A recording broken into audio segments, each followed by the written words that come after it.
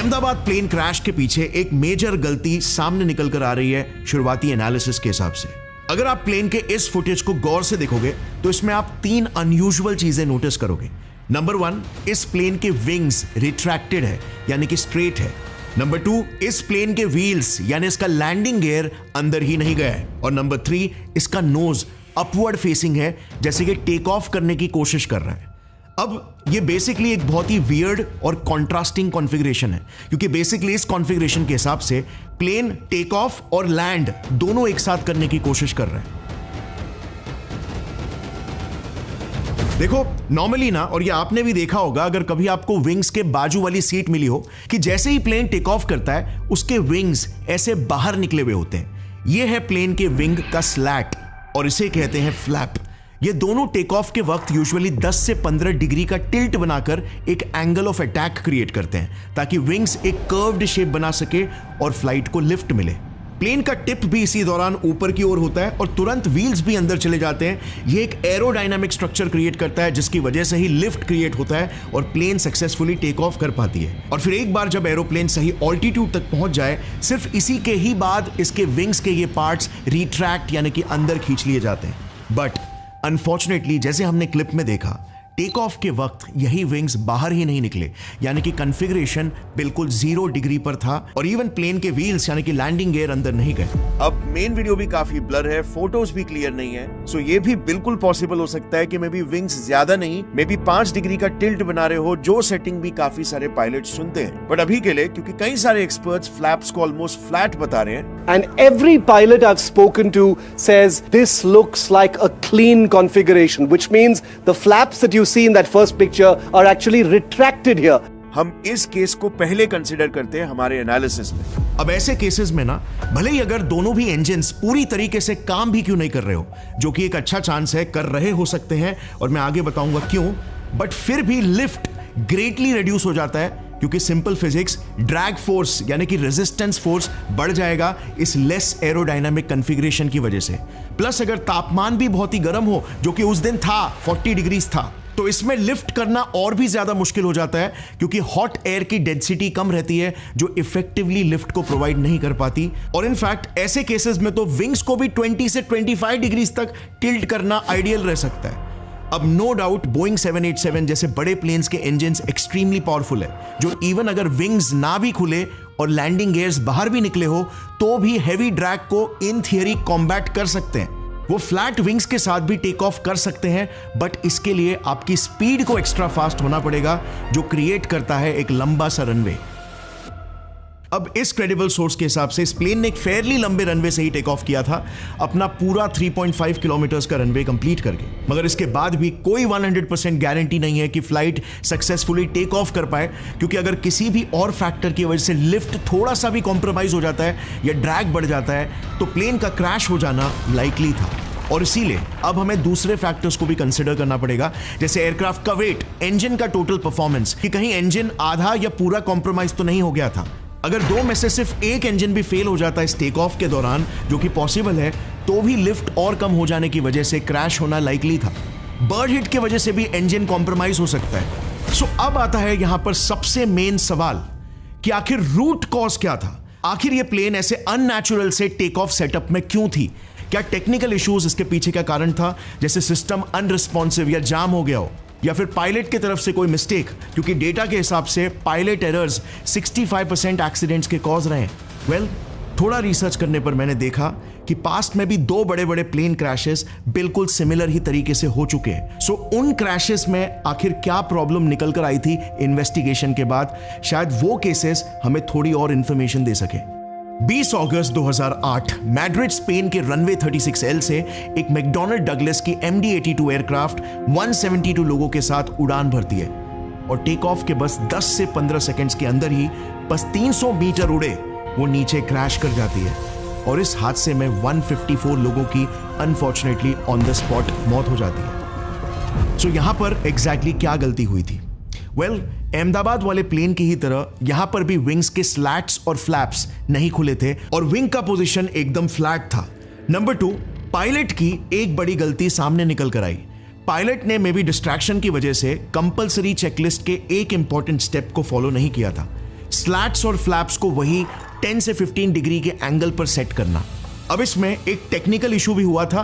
Basically plane के maintenance के समय एक पार्ट रिले R25 सिस्टम को डिसेबल कर दिया गया था ओवरहीटिंग के एक इशू को फिक्स करने के लिए, मगर किसी को भी यह नहीं पता था और मैकेनिक्स के प्रोसेस में भी ये नहीं लिखा गया था, ना ही उन्हें सिखाया गया था कि ये रिले R25 सिस्टम एक सिक्योरिटी अलार्म के साथ भी कनेक्टेड था जो बजना चाहिए था अगर कभी पायलट्स ने बाय मिस्टेक चेकलिस्ट के किसी स्टेप को स्किप कर दिया हो। मगर अनफॉर्चुनेटली इकलौते एरर करेक्शन मैकेनिज्म के डीएक्टिवेट होने की वजह से अलार्म भी नहीं बजा और चेकलिस्ट भी फॉलो नहीं हुआ था और प्लेन ऐसे ही फ्लैट विंग्स के साथ टेक ऑफ कर ली। और इसी वजह से हुआ ये कि 4.3 किलोमीटर्स के लंबे से रनवे होने के बावजूद भी प्लेन सिर्फ 40 से 50 फीट तक ही लिफ्ट कर पाई और 300 मीटर दूर जाकर क्रैश कर गई। CIA-IAC के इन्वेस्टिगेशन रिपोर्ट के हिसाब से वो सिर्फ लगभग 250 किलोमीटर्स पर आवर की ही स्पीड को रीच कर पाई, जबकि फ्लैट विंग्स में टेक ऑफ करने के लिए हेवी ड्रैग को काउंटर करने के लिए एक प्लेन को at least around 380 kilometres per hour की स्पीड चाहिए होती। आई एम टॉकिंग अबाउट उस पर्टिकुलर प्लेन के कॉन्फ़िगरेशन के कॉन्टेक्स्ट में जो क्लियरली अचीव नहीं हो पाया और इसीलिए प्लेन क्रैश हो गई। अब अहमदाबाद केस में एयर इंडिया AI-171 की टेक ऑफ स्पीड कितनी थी पता है, और इसे फ्लैट विंग्स में टेक ऑफ करने के लिए कितनी स्पीड चाहिए थी? ये डेटा डिस्क्लोज करने से पहले जल्दी से एक सिमिलर केस पर नजर डालते हैं, एक क्रैश जो 1987 में अमेरिका के डिट्रॉइट शहर में हुआ था। मैकडॉनल्ड डगलस DC-982 प्लेन थी। 31 डिग्री सेल्सियस का हॉट वेदर था और प्लेन हेवीली लोडेड थी अपने मैक्सिमम कैपेसिटी के करीब तक। 2.5 किलोमीटर्स के रनवे से टेक ऑफ किया। वंस अगेन विंग्स नहीं खुले, उसने रिक्वायर्ड लिफ्ट और स्पीड अचीव नहीं किया और 40 से 50 मीटर के ऑल्टीट्यूड और 800 मीटर्स की दूरी तय करके वो क्रैश कर गई। इस हादसे में कुल मिलाकर 156 लोगों की मौत हो गई और गलती क्या थी? Once again human error and failure of alarm system. अच्छा, अहमदाबाद वाले बोइंग 7878 ड्रीमलाइनर में एक बहुत ही स्ट्रॉन्ग अलार्म सिस्टम होता है जो बेसिकली मैनुअली ओवरराइड किए बिना प्लेन को टेक ऑफ करने ही नहीं देगा। ऑफ कोर्स टेक्निकल ग्लिच या इम्प्रॉपर मेंटेनेंस की वजह से डीएक्टिवेट हो गया हो। अगर आप एनालाइज करोगे ना तो ये दोनों भी नॉर्थ वेस्ट और स्पैनर एयरलाइंस वाले केस और अहमदाबाद क्रैश वाले केसेस बहुत ही ज्यादा मैच करते हैं। इसमें बस सिर्फ कुछ ही की डिफरेंसेस है। इन की डिफरेंसेस को मैं फटाफट एक एक करके लिस्ट करता हूं ताकि इस मामले में थोड़ा और डीप जा सके। नॉर्थ वेस्ट और स्पैनर वाले प्लेन्स हवा में सिर्फ 50 फीट तक के ऊपर लिफ्ट गेन कर पाए और 1 किलोमीटर के अंदर ही 15 से 20 सेकंड्स तक फ्लाई करके नीचे गिर गए। मगर दूसरी तरफ एयर इंडिया AI-171 पूरे 625 फीट तक लिफ्ट हुआ, 30 सेकंड्स तक इन एयर रहा और फिर 2.5 किलोमीटर तय करके क्रैश कर गया। 30 सेकंड्स इन एयर। ये इनके ट्रैजेक्टरीज का आप ग्राफ देख सकते हो। देखना AI-171 का ज्यादा स्ट्रॉन्ग टेक ऑफ था। अब इस डिफरेंस के पीछे क्या एक्सप्लेनेशन हो सकता है? वेल, मेरे एनालिसिस के हिसाब से इसके 2 पॉसिबल एक्सप्लेनेशंस हो सकते हैं और ये मैं प्योरली सिर्फ एग्जिस्टिंग इंफॉर्मेशन, पास्ट के केसेस और फिजिक्स की मेरी अंडरस्टैंडिंग के बेसिस पे बोल रहा हूं, क्योंकि अभी भी क्रैश के बाद सिर्फ एक ही दिन गुजरा है और सारे डिटेल्स निकलना बाकी है इन्वेस्टिगेशन के बाद। सबसे पहले तो देखो, AI-171 एक बोइंग का 7878 ड्रीमलाइनर था जिसका इंजन इन दोनों एयरक्राफ्ट से एटलीस्ट 3 गुना ज्यादा पावरफुल है, प्लस इसका विंग स्पैन भी ज्यादा बड़ा है। मतलब ये कम डिस्टेंस के रनवे में भी पोटेंशियली ज्यादा लिफ्ट गेन कर सकता है। इस वजह से शायद ये ज्यादा हाई जाकर ज्यादा डिस्टेंस कवर कर पाया, बट क्योंकि इसकी स्पीड काफी नहीं थी इसीलिए 625 फीट पहुंचते ही ये डिसेंड करने लग गया। दूसरा एक्सप्लेनेशन ये हो सकता है कि शायद AI-171 के एक या दोनों इंजन्स फेल हो गए थे, जिस वजह से इसने इनिशियली तो स्ट्रॉन्ग लिफ्ट लिया मगर इंजन फेल होते ही ये कोलैप्स भी कर गया। अब एक एयरक्राफ्ट के एक इंजन फेल होने की संभावना 1 in 3.5 लाख होती है और दोनों इंजन एक साथ फेल होने की 1 in 100 करोड़ होती है।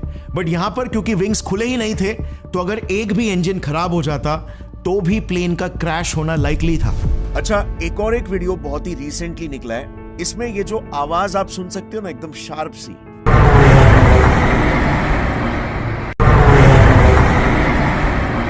ये एक टर्बाइन यानी कि चक्के के घूमने जैसी आवाज है। और इस नए वीडियो को जूम करने के बाद एक हल्का सा डॉट भी दिखाई दे रहा है। सो ये आवाज और डॉट बेसिकली रैट यानी रैम एयर टर्बाइन हो सकता है जो बाहर पॉप हो जाता है डबल इंजन फेलियर या इलेक्ट्रिसिटी या इवन हाइड्रोलिक फेलियर्स के भी केस में। डिफरेंस नंबर 2 है टेक ऑफ स्पीड। स्पैनर और नॉर्थ वेस्ट एयरक्राफ्ट्स को नॉर्मली फ्लैप्स को 10 से 15 डिग्री खोल के टेक ऑफ करने के लिए एटलीस्ट 250 किलोमीटर पर आवर की स्पीड जनरेट करनी पड़ती है, और फ्लैट विंग्स में 380 किलोमीटर पर आवर की स्पीड, जो कि टिपिकल रनवेज में इम्पॉसिबल है क्रिएट कर पाना। But AI-171 aircraft last communication से पता चला कि 625 फीट तक पहुंचने तक उसकी स्पीड 322 किलोमीटर पर आवर थी, मगर क्योंकि विंग्स फ्लैट थे और लैंडिंग गियर भी निकला हुआ था, तो इस बढ़ते ड्रैग की वजह से उसे एटलीस्ट 450 किलोमीटर पर आवर की स्पीड हासिल करनी थी और ऊपर क्लाइंब करने के लिए, जो वो अचीव नहीं कर पाया। इसके सारे कैलकुलेशंस बाय द वे मैंने डिस्क्रिप्शन में रेफरेंस लिंक्स के साथ दे दिए।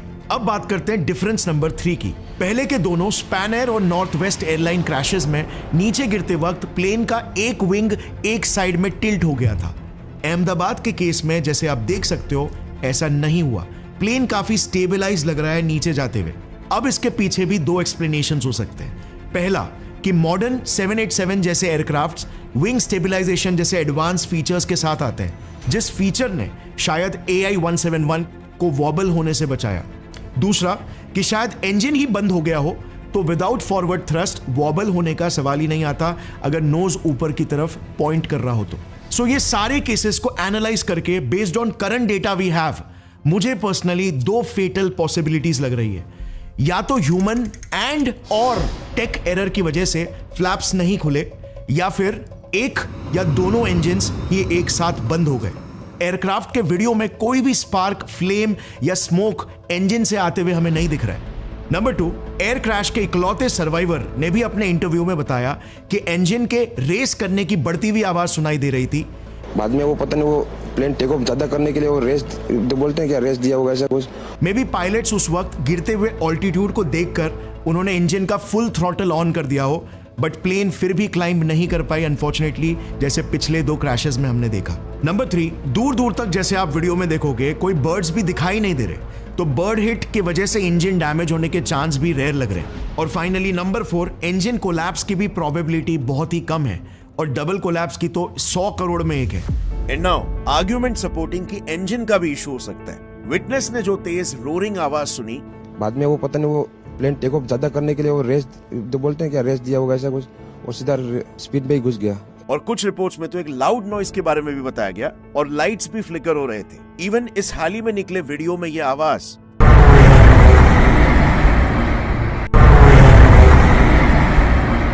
ये भी बिल्कुल हो सकता है कि दोनों इंजन फेल हो गए हो, या फिर इलेक्ट्रिसिटी या हाइड्रोलिक्स का इशू आ गया हो, जिस वजह से रैट डिप्लॉय हो गया, explaining the loud noise and light flicker. क्योंकि रैट ऑफ कोर्स इंजन से इतनी इलेक्ट्रिसिटी नहीं प्रोवाइड करता। अब एग्जैक्ट प्रॉब्लम इसमें क्या थी, इस पर इन्वेस्टिगेशन अथॉरिटीज ने काम चालू कर दिया है, और कुछ ही मंथ्स में एक प्रॉपर डिटेल्ड रिपोर्ट पब्लिश ये करेंगे। प्लेन के 2 ब्लैक बॉक्सेस में से एक को कल ही सक्सेसफुली रिट्रीव भी कर लिया गया।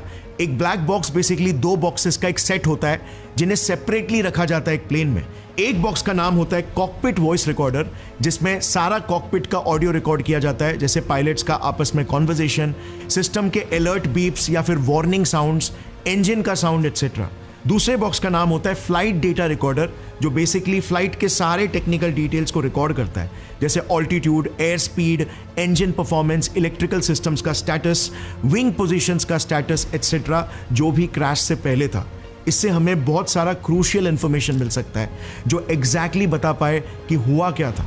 इन्वेस्टिगेटर्स को अभी तक एक ही ब्लैक बॉक्स मिला है, फ्लाइट डेटा रिकॉर्डर, और दूसरे की खोज अभी भी जारी है।